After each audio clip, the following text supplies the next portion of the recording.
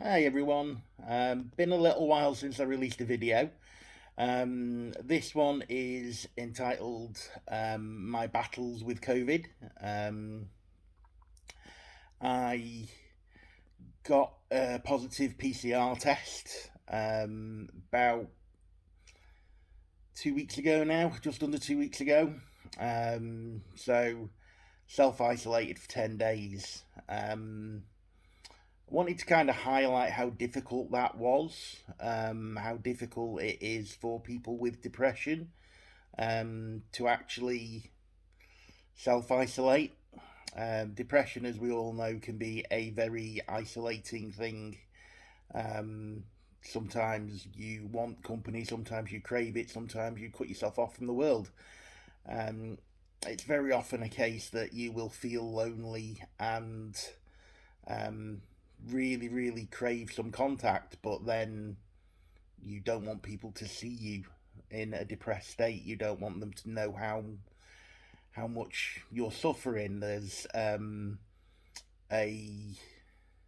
a fear, I guess. There's a phobia of maybe bringing other people down, or maybe the reactions you will get. I know certainly when I was suffering quite badly with my depression, um, people would call, people would ask me to go out, and although I was absolutely desperate for company, um, I couldn't bring myself to do it. So being forced to self isolate was quite difficult. Um, it didn't help that I was supposed to actually be on holiday from work that week, so there was feelings of resentment and why is this happening to me? Um, I've been double jabbed.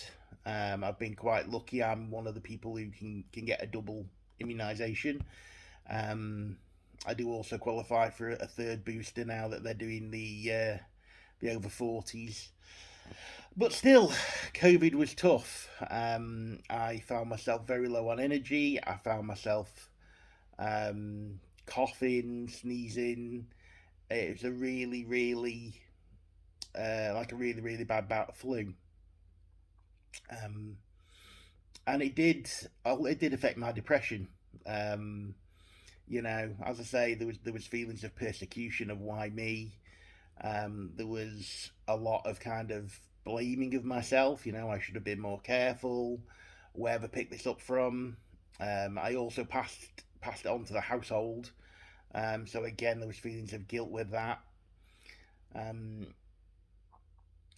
I think I don't want this to turn into a video about COVID really, but I think it just needs to be highlighted that along with the physical symptoms, the cough, the sneezing, the fatigue, there are also mental aspects to COVID.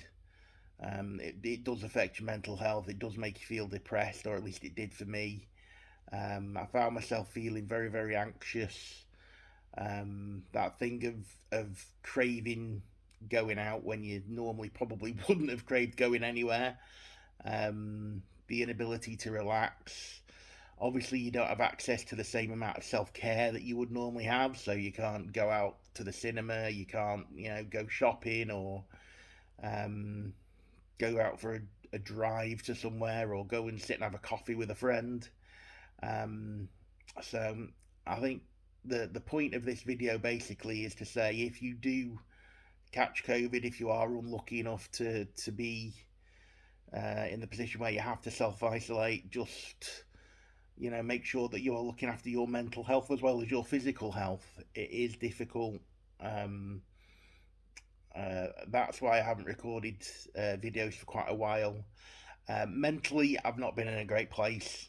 I've been suffering a lot from anxiety. I've been suffering a lot from depression. I thought I'd come out of the dip that I was in, but I haven't yet. Although today it is feeling a lot better. I have changed my antidepressants, but I want to do a separate video on that, so I won't go into that too much now.